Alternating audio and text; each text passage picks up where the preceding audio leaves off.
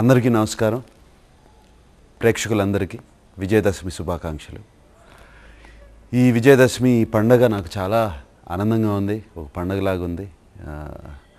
ఎందుకంటే షిరిడీ సాయి, నేను నటించిన షిరిడీ సాయి 50 రోజులు కంప్లీట్ చేసుకుంది.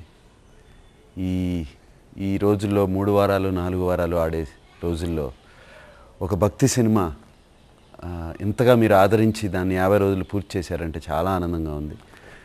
అండ్ ఇది ఒక చిన్న మిరకల్లాగా కూడా జరిగింది. ఏమిటంటే బాబా సమాధి అయింది విజయదశమి నాడు.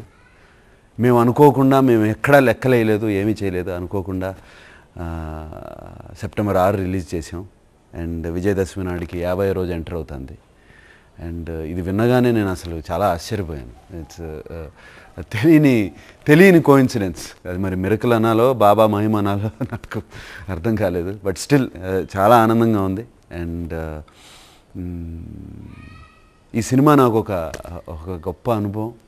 అండ్ అది ఇప్పుడు కూడా 50 రోజులు అయింది. సినిమా పూర్తయి 3 నెలలు అవుతుంది. ఇంకా అది మర్చిపోలేకపోతున్నాను. అండ్ రేపు మళ్ళీ ఈ సినిమా తప్పకుండా ఇంకొకసారి చూద్దామని అనుకుంటున్నాను. అండ్ చూస్తున్నాను కూడా.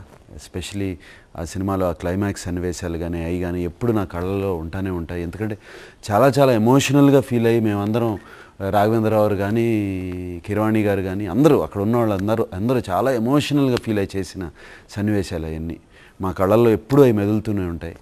అండ్ అది చూడాలని, మళ్ళీ ఇంకొకసారి చూడాలని రేపు అనిపించి చూస్తున్నాను.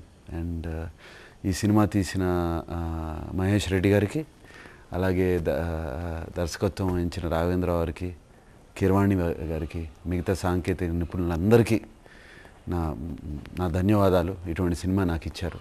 అండ్ వీళ్ళందరే కాకుండా ఈ చూసిన ప్రేక్షకులందరూ, దీన్ని ఆదరించిన ప్రేక్షకులందరూ, దీన్ని గొప్ప విజయం అందించిన ప్రేక్షకులందరికీ మరీ మనస్ఫూర్తిగా నా కృతజ్ఞతలు. And thank you. అంతకన్నా నేనేమీ చెప్పలేను. ఇది ఒక గొప్ప అనుభవం అండ్ గొప్ప అనుభూతి.